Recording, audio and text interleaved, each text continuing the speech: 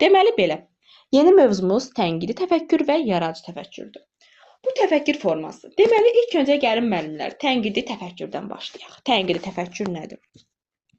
Baxın müəllimlər, biz qarşılaşırıq da, məsələn, eşitmişsiniz, tənqid edən insan, məsələn, məni tənqid elədi və yaxud tənqid təfəkkürlə tənqid eləmək ayrı-ayrı şeylərdir. Məsələn, tənqid eləyən insan başqadır, tənqid təfəkkürə sahib olan insan başqadır. Misal üçün, bir filmə baxırıq, tənqid edən insan o filmin ancaq negativ xüsusiyyətlərini deyəcək. Rejissor filmdə bu səhvlərə yol verir. Aktyorlar doğru düzgün oynamırlar, canlı oynamırlar. Əşi, bu nə filmdir? Ümumiyyətlə nə filmdir? Çıxardıblar, ərsəyə gətiriblər. Ancaq pis tərəflərini deyir. Amma tənqidi təfəkkürə sahib insan onun mənfilərindən yanaşı müsbətlərini də deyir. Mənfi tərəflərindən yanaşı müsbət tərəflərini də deyə bilir. Həmçində tənqidi təfəkkürə sahib insanlar obyektiv yanaşırlar. Yəni öz şəxs tərəfindən yanaşmırlar. Bax, tənqidi təfəkkürə sahib olan insanlar üçün düşünən insanlara aid xüsusiyyətlər var. O xüsusiyyətlərə müəllimlər diqqət eləyək. Çünki testlərdə qarşımıza çıxır. Məsələn, nədir o xüsusiyyətlər? Onlar problemi düzgün müəyyənləşdirir. Sonra problemin yaranma səbəbini araşdırır. Daha sonra informasiya toplayırlar. Problemi sistemli şəkildə müəllimlər, sistemli və səmərəli şəkildə həlli tənqidiyə aiddir. Amma problemin sadə həlli məntiqi deyil. Axı, məntiqi ilkin bir təfəkkür formasıdır. Ona görə sadə ona aiddir. Amma sistemli və səmərəli görsəz, götürürük tənqidi təfəkkürə. Bax, deyib, burada səmərəli də var. Səmərəli həll yolunu seçməsi hansı təfəkkürə aiddir? Tənqidi. Və tənqid təfəkkürlə bağlı deməli bir də nə deyirik? Həmin şəxslərin kifayət qədər sübutu olmayanda onlar mühakimələrini kənara qoya bilirlər. Sonra onlar məsələn başqasının fikrini şişirtmədən, ələ salmadan olduğu kimi təqdim edə bilirlər. Sonra bunlar hamısı dediklərim test suallarıdır. Testdə qarşınıza çıxacaq tənqid təfəkkürlə bağlı. Və yaxud da ki, məsələn, onlar öz fikirlərində yanlış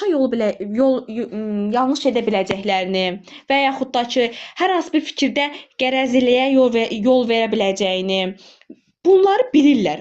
Məsələn, bilirlər ki, ola bilər ki, şəxsi seçimlərini dəlillərdən üstün tutsunlar. Bunu anlayırlar bu şəxslər. Bir növ mən tənqid təfəkkür insanları fikrimdə canlandırıram. Daha ağıllı, olğun olan insanlardır, real insanlardır, hadisələrə real yanaşan insanlardır tənqid təfəkkür. Və həm tənqidi, həm yaradıcı müasir dövrün tələblərindəndir. Düşünən insanlar müasir dövrün tələblərinə aiddir bunlar. Bunları da yadınızda saxlayın. Və tənqidi təfəkkürün müəllim formalaşdıran fəaliyyətlər var. Hansı üsul və texnikadan istifadə edə bilərik? Adları biraz məsələn qəribə gəlsə də bunların açılışını deyəcəm. Baxın, var burada var nə? 4N1KH üsulu. 4N1KH üsulu. Bu nədir? Bu suallar texnikasıdır. Adı biraz qəliz gəlsə də, amma bilirsiniz bu nədir? 4 dənə, qabağına 4 bir dənə N yazıb ha. 4 dənə N ilə başlayan sual. Misal üçün, nə, necə, nə üçün, nə səbəbə? Bir dənə məsələn K yazıb. Bir dənə Q ilə başlayan sual. Tax kim? Bir dənə də H. Yəni harda misal üçün sualı. Adından görürük suallar texnikası. 4 dənə deməli N ilə başlayan sual veririk. Bir dənə K ilə, bir dənə Q ilə. Bundan uşaqda biz suallar verməklə bir problemin dairəsində, əhatə dairəsində. Onlarda tənqidi təfəkkürü inkişaf elətdirmiş oluruq bu üsulla. Sonrakı üsulumuz olacaq Sokrat dialoqu. Sokrat dialoqu bilirsiniz nədir müəllimlər? Baxın, adam baxırsınız, ümumiyyətcə burada kurikulumda elə adlar var ki, baxsan ki, qəlizdir. Amma mahiyyətinə vuranda o qədər sadədir ki, gündəlik həyatımızda görürük ki, onları tətbiq edirik. Bildiyimiz şeylər də çox asaddır. Sadəcə olaraq adım bilək mahiyyəti asaddır. Sokrat dialoqu da odur ki, məsələn, müəllim sual verir. O sualına uşaq cavab verir və cavabdan təzən bir dənə sual doğur. Deməli, sual verdik. Sualdan cavab verdi uşaq. O cavabdan təzən bir dənə sual. Onun cavabından bir dənə də sual verdik. Aha, misal üçün, deyim ki, mən sual verim. Deyirəm, Azərbaycanın paytaxtı deyir Bakı. Deyirəm, haradır uşaqlar? Uşaq deyir Bakı. Aha, cavab verdi Bakı. İndi yenə verdiyi cavabdan sual verim. Bakı harada yerləşir? Gördünüz? Uşaq yenidən cavab verəcək. Xəzər dənizinin sahilində. Aha, ümumi sonra sual verəcəm. Xəzər dənizi ilə bağlı suallar verəcəm. Xəzər dənizində ətrafında hansı ölkələri var? Məsələn, uşaqlar cavab verəcək, ölkələrin adını çəkəcək. Bax, elə yekunda isə bir dənə qapalı sual veririk. O sualla biz artıq sual-cavabımızı yekunlaşdırırıq. Bu oldu bizim Sokrat dialoqumuz. Sonrakı bizim üsulumuz fakt yoxsa fikirdir. Bu nədir müəllimlər? Fakt, məsələn, hər hansı bir situasiyada problemlə bağlı fikir bildirir uşaq. İndi mən ona deyirəm ki, sən hər hansı bir fakta əsaslanaraq deyirsən, yoxsa bu sənin fərziyəndir? Yoxsa fərziyəyə əsaslanaraq deyirsən. Fərziyyə yəni fakta, dəlillərə əsaslanmır da. Bu da həmin uşaqda, şagirddə tənqidi təfəkkürü inkişaf elətdirir. Sonra var yad planetli səyahət turu. Bu nədir? Bu odur ki, bir uşaqlar rola girirlər. Biri olur ki, məsələn, deyirsən ki, sən ol yad planetdir və uşaqlara elə bir yad planetli gəlib bizim yer kürəsinə məsələn, mövcud yerlər haqqında bizə suallar verir. Halbuki biz heç onun haqqında düşünməmişdik də bu sual haqqında. Misal üçün, sual verir ki, gəlib tutaq ki, yer üzərində kitabxanaya düşüb birdən-birə. Soruşur ki, Leyla müəllimə, bu kitabxana nə üçün lazımdır? Nə üçün var? Hə, bu zaman artıq bizim tənqidi düşünmə formamız işə düşür və bu haqda bu sualı olğun cavablandırırıq. Və yaxud da ki, gəlib düşüb futbol meydancasından sual verir ki, Turan müəllim, futbol meydancası nə üçün lazımdır? Aha, o zaman artıq məsələn bunlar mövcud olan şeylərdir. Biz bunun haqqında fikirləşməmişdik də, bu nə üçün lazımdır? Bizə, yəni yad planetdə bilmir bunun haqqında. Heç bir məlumat yoxdur. Biz də ona tutarlı, qəşəng düşüncələrimizlə cavablar veririk. Bu da bizdə tənqidi təfəkkürü inkişaf elətdirir. Sonra var, gəlin bunu müzakirə edək. Gəlin müzakirə edək adətən deməli nə olur? Adi bir misal üçün hər hansı bir mövzu ətrafında deyirəm ki, uşaqlar, deyirəm ki, uşağın birinə deyirəm ki, sənin sinif yoldaşın səndən qabaq tutaq ki, imtahanı veribdir və imtahanın cavablarını da bilir. Sən indi o sona gedəcək imtahana. Səndən sonra gedəcək. Sən indi o imtahanın suallarının cavabını deyərsən yoldaşına. Yoxsa istiqamət verərsən. Yoxsa ümumiyyətlə deyərsən, mənim nə işimə qalıb və getsin özünü ağarı eləsin. Bu suallar adətən uşaqlarda dəyərləri formalaşdırmaq üçün verilir. Gəlin bunu müzakirə edək. O tipli suallar verirlər. Onun uşağın görüm necə fikirləşir, onun dəyəri nədir, onun mühakiməsi nədir. Ona görə ən çox bu tipli suallardan istifadə edirlər. Deməli, bu da oldu. Gəlin müzakirə edək. Daha sonra bir də mum pozum, keçək növbəti səhifəyə. Aha. Sonra məsələn nə baş verərdi? Çox maraqlıdır. Adları həqiqətən çox maraqlıdır. Mənaları da maraqlıdır. Nə baş verərdi, nə bilirsiniz nədir müəllimlər? Bax, mövcud, yenə öncə situasiyadan deyirik. Elə bir deyir ki, uşaqlara müəllim, bu uşaqlar, şagirdlər, elə bir gecə var, gündüz var da. Əgər gecələr olmasaydı, nə baş verərdi? Və yaxud əgər həmişə gündüz olsaydı, həmişə gecə olsaydı, nə baş verərdi? Uşaqlar düşünürlər, hə, bu zaman yenə onlarda tənqidi düşüncə forması inkişaf edir. Və yaxud da deyirəm ki, uşaqlar, əgər texnologiya olmasaydı, inkişaf eləməsəydi, həyatımızda nə baş verərdi? Yenə uşaqlarda artıq dərindən düşünmə forması başlayır, hamısı düşünmür və tənqidi düşüncə forması inkişaf eləyir. Sonra var qaydalar. Ümumiyyətlə bu qaydalar hər birimizin həyatında qaydaya, necə deyim, sərgiyə salmaqdan ötürü həyatımızı bir növ çərçivəyə salmaqdanmı deyim və yox da qaydaya salmaqdan ötürü lazımdır bu qaydalar. Və bu qaydalardan mən şagirdlərə yönəlirəm, deyirəm ki, uşaqlar, gəlin, misal üçün, sinifin idarə olunması ilə bağlı qaydalar hazırlayaq. Bir yerdə hazırlayaq bu qaydaları. Siz nə kimi qaydalar təklif eləyərsiniz, irəli sürərsiniz? Bu zaman yenə şagirdlərdə tənqidi təfəkkür forması inkişaf eləyəcək. Sonra seçim etmək var. Bu da seçim etməkdə nədir? Yəni, məsələn, uşaqlar, bu iki dənə hadisə, məsələn, uşaqların qarşısına seçim qoyuram. Deyirəm ki, bu sənin seçimindir, yoxsa bu sənin üçün, məsələn, istəyindir. Misal üçün, telefon deyirəm. Deyirəm, bu telefon sənin seçimindir, yoxsa, məsələn, sənin həyatında vacib nüansdır, yoxsa sənin istəyindir. Yəni, misal üçün, mən deyirəm, mənim seçimimdir, mən bundan tutaq edirəm, dərslərimi təşkil edirəm, mən PDF-lər hazırlayıram, mən testlər hazırlayıram, mənim seçimimdir. Amma məs var ki, istəyirəm, tutaq ki, onun vacib bir işi yoxdur o telefon, amma istəyir ki, telefon olsun. Bu istəkdir. Bu da onun bu da seçim üsulundan istifadə edirik. Tənqid təfəkkürü bu formada inkişaf elətdiririk. Sonra bir də var müəllimlər başqa tənqid təfəkkürlə bağlı. Gəlin keçək yaradıcı təfəkkürə. Yaradıcı təfəkkür də odur ki, yeni nəsə ərsəyə gətirmək, yeni fikir irəli sürmək, problemin fərqli yoluna araşdırmaq, yeni yollar təklif eləmək. Yəni yaradıcı deyəndə sırf yeni nəsə yaratmaq, kəşf eləmək, tək onu fikirləşməyin. Məsələn, adi bir misal üçün deyim, evin dekor olsun. Fərqli bir dekor fikirləşmək. Adi süfrə bəzəyi olsun. Süfrədə fərqli bir dekor yaratmaq, bu da yaradıcı təfəkkürə aiddir. Və yaxud da problem irəli sürülür. Problemə sən fərqli bir ideya irəli sürürsənsə, fərqli bir yol deyirsənsə, bu da yaradıcı təfəkkürdür. Və yaradıcı təfəkkür də dövrün tələblərindən biridir. Yaradıcı təfəkkürdə də nə var? Məsələn, burada göründüyü kimi deyirik ki, ən səmərəli yolu seçir yaradıcı təfəkkürə malik şagirdlər, insanlar.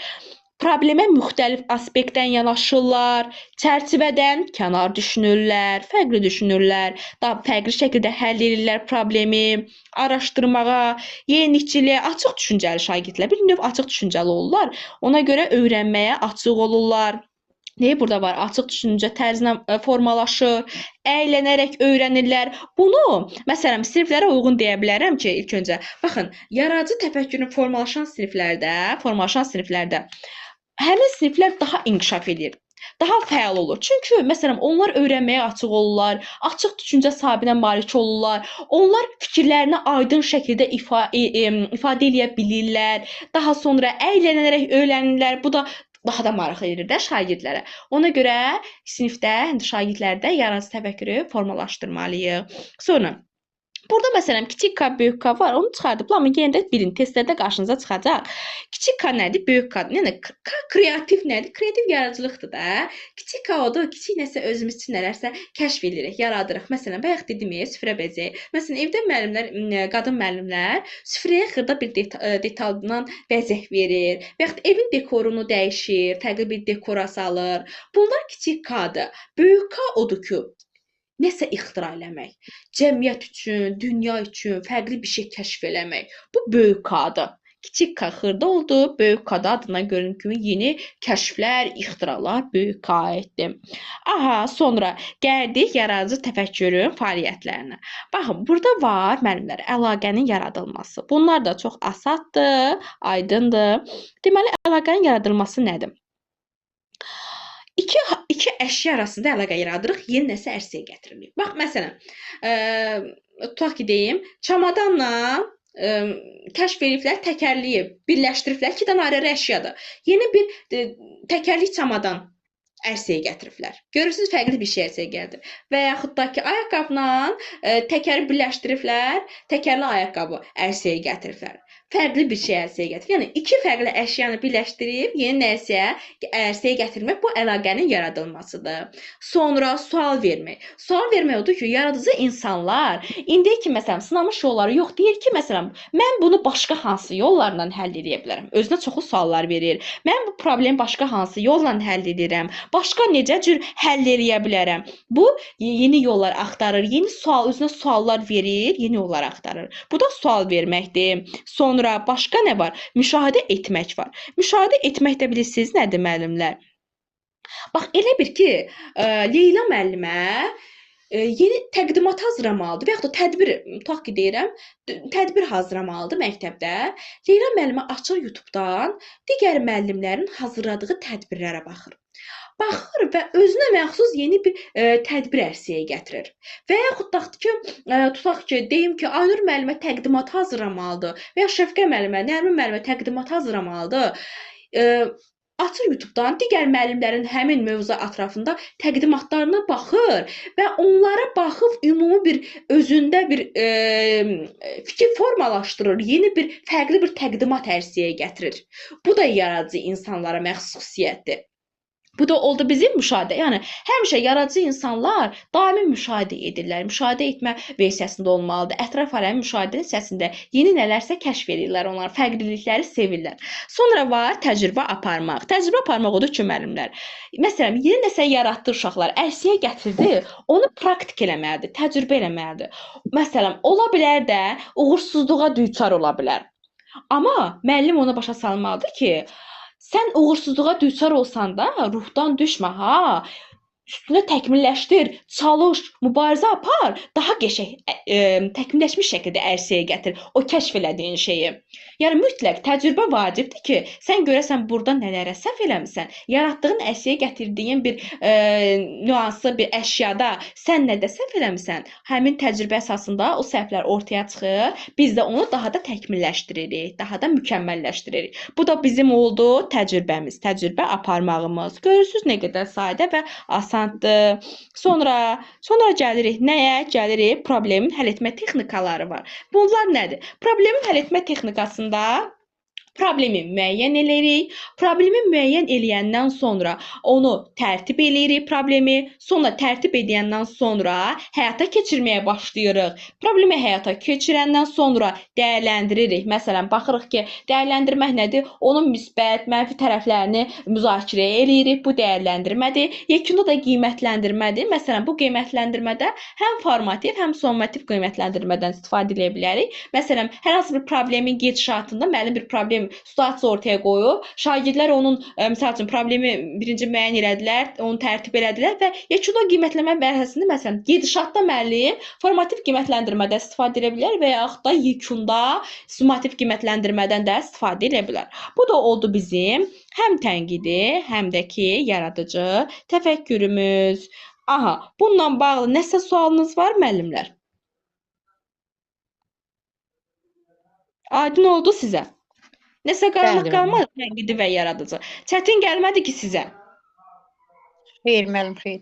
Xeyr, çox sağ olun. Rahatdır müəllimlər. Orada sadəcə diqqət edəcəksiniz. Tənqidi və yaradıcı, tənqidi düşünən insanın xüsusiyyətlərinə xüsusi diqqət edin. Onlar bir növ test sual kimi düşür sizə. Əsas məsələn dedim orada hansılardır? Problemi düzgün müəyyən eləmək, sonra nə var idi? Sistemli düşünmək, səmərəli düşünmək, qərəzsiz yanaşmaq. Qarışıqdır biraz. Qarışıq deyirlər bə müəllimə. Nifaq salmayın, xahiş edirəm. Qarışıqlıq salmayın qrupda. Aha. Yox, qarışıq deyil. Hər sizin kimi məntiqi əlaqəli, məntiqi təfəkkürə malik bir şəxsin müəllimə, maşallah siz güclüsüz. Həmçinin digər müəllimlərdir. Ona görə siz deyəndən sonra digər müəllimlər nə desin? Çox qəşəngdir, çox aydındır, çox da gözəl mövzudur. Aha, bu qədər müəllimlər, bu qədər. Kimsə sualı yoxsa gəlin yekunlaşdıraq. Sualınız var? Testləri də göndərəcəm, PDF-i göndərəcəm. Aha, oldu müəllimlər. Sağ olun, gecəniz xeyrə qalsın. Qarşı müəllimə çox sağ olun.